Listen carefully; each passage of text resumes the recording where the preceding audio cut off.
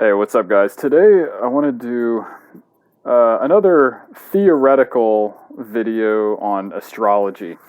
I'm not an authority on astrology. I don't consider myself an astrologer. It's just an interest, something I've been researching in depth for not quite 2 years.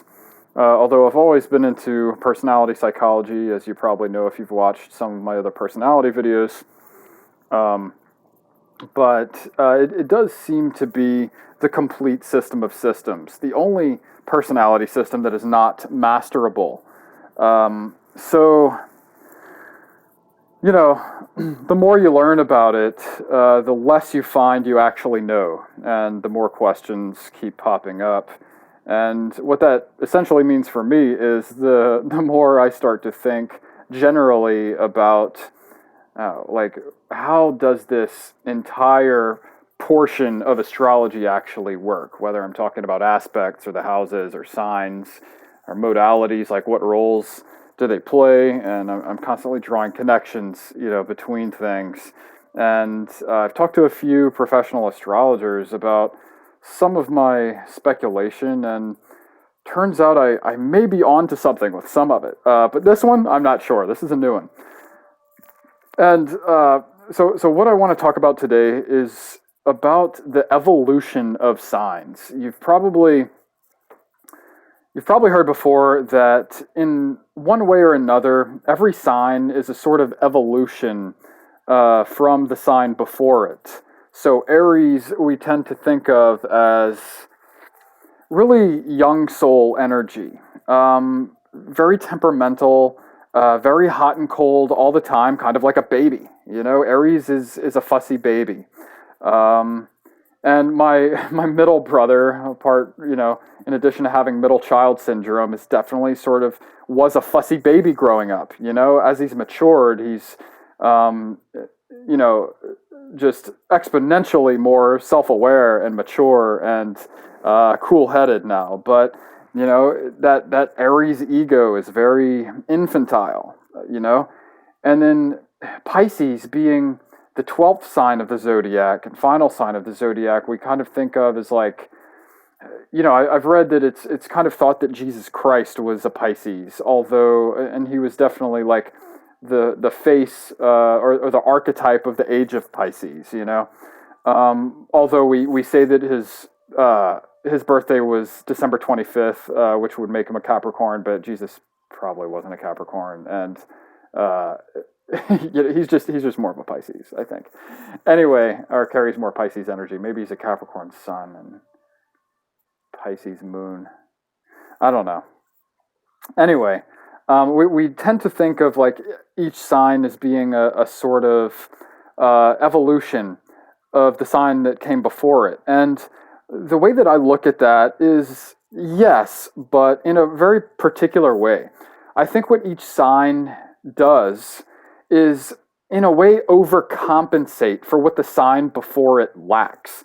So let's take Aries as an example. Aries is very temperamental, very hot and cold, very on and off, very fussy. Taurus comes after. Taurus is the evolution of Aries. It comes after Aries. And it overcompensates for that fussiness, that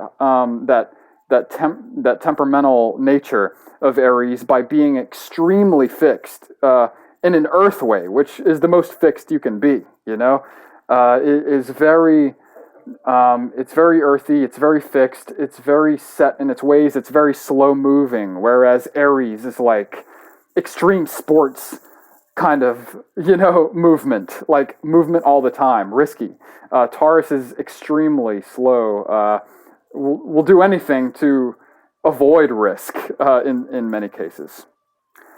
And then, one that I relate a little more to is that of Cancer into Leo. I'm a Cancer sun sign, although I have more Capricorn energy in general.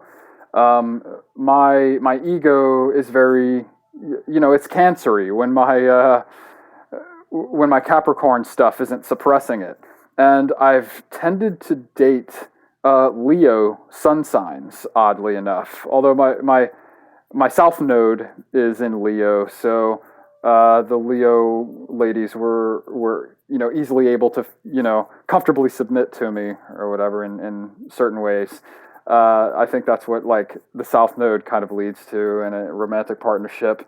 But also, I found that they had something that my Cancer lacked on the ego level, on the sort of self identity and expression level. Um, but it was an overcompensation. Maybe at times I liked the fire, but I didn't like how fixed it was. And, we're all sort of looking for balance. Even a fixed sign, when they find their balance, when they go through that period of ego dissolution, they eventually, adopt more traits that you can find more readily in mutable and cardinal energies. So that's really the gist of my theory, I guess. Tell me what you think, although I have a little more on this that I'm going to talk about in a second.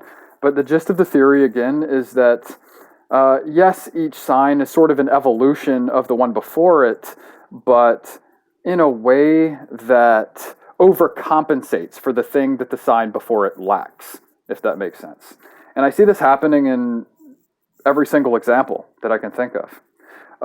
And Pisces being the 12th sign of the zodiac is interesting. You think of 12th house energy,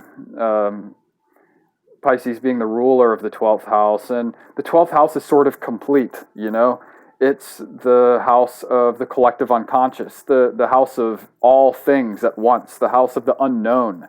And all things at once is a very dark idea to wrap your mind around, Pisces, although we tend to associate Pisces with kind of baby energy, especially Pisces moon, hyper emotional, hypersensitive to everything sort of energy. And it shares that, infantile nature with Aries, which is its neighboring sign, which is actually the first sign of the zodiac.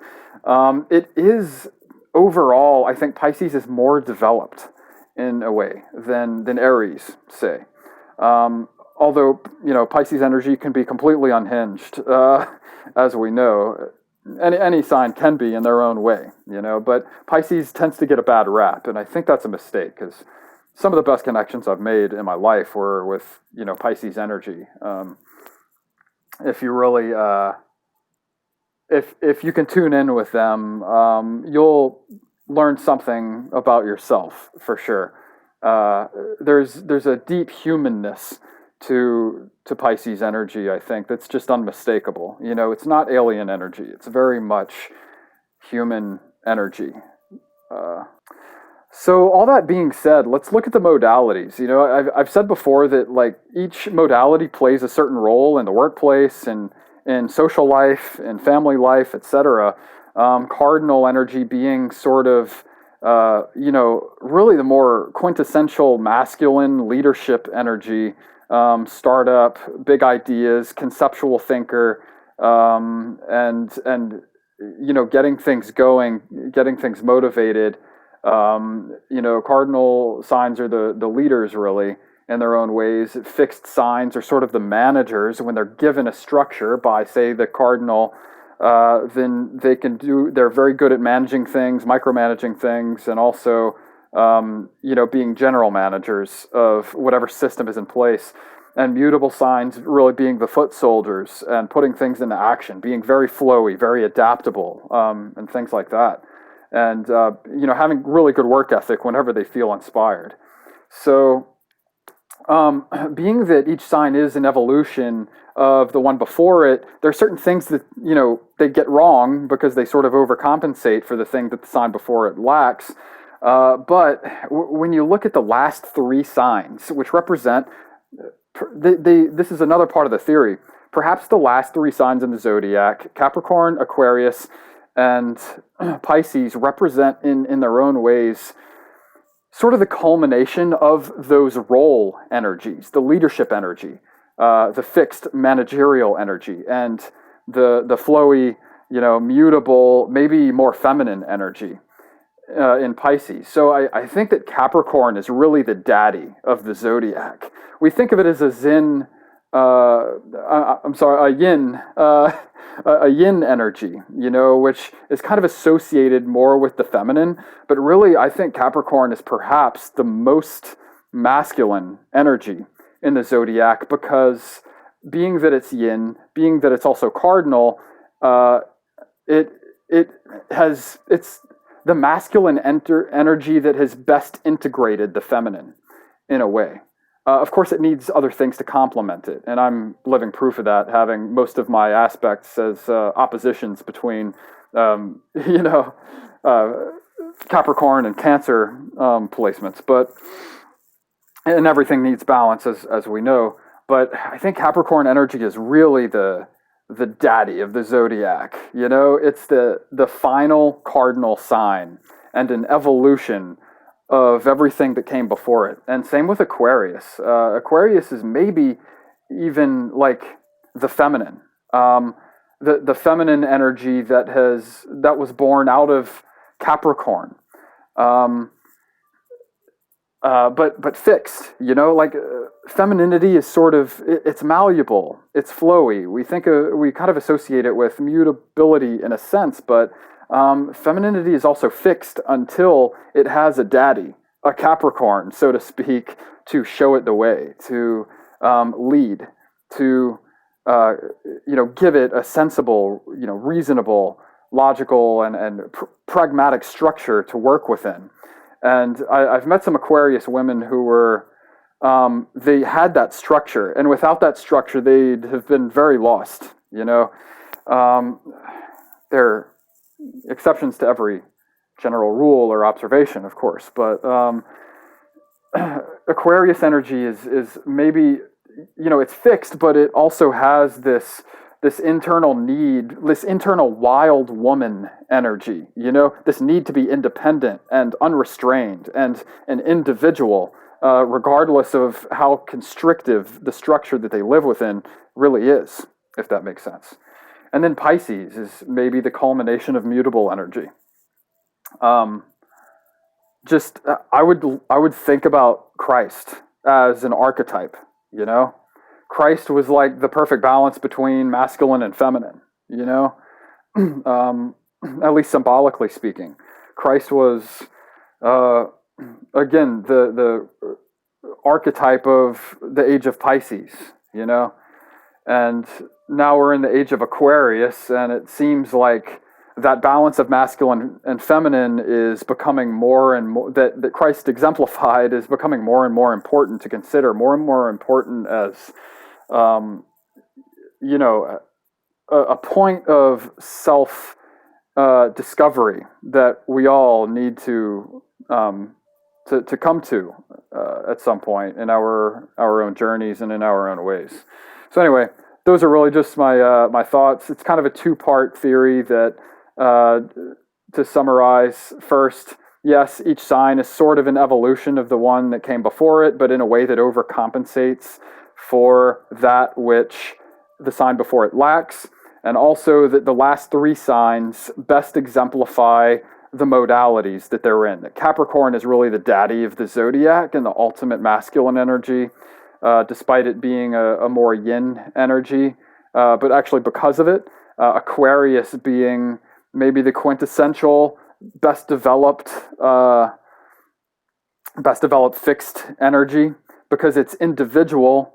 And has that kind of wild woman, individualistic attitude, despite how constrictive a structure it might be living in, and then Pisces really being the most human and perhaps the most developed energy of them all on its own, and that's why people with heavy Pisces energy, I think, tend not to fit in to society. Maybe there's just something about that 12th house rulership that that's peculiar, that I'm a dominant 12th house person, but mine's in Capricorn, so the 12th house energy is strong with me, and there's a level of connection that I have with Pisces energy that I find is very, very warm and very home-like, Anyway, that's my That's my theory. Let me know what you think about it. Again, I'm a total astrology noob. You can rip me a new one if you want, or tell me how awesome it is. Anyway, see you guys later in the next video. Peace.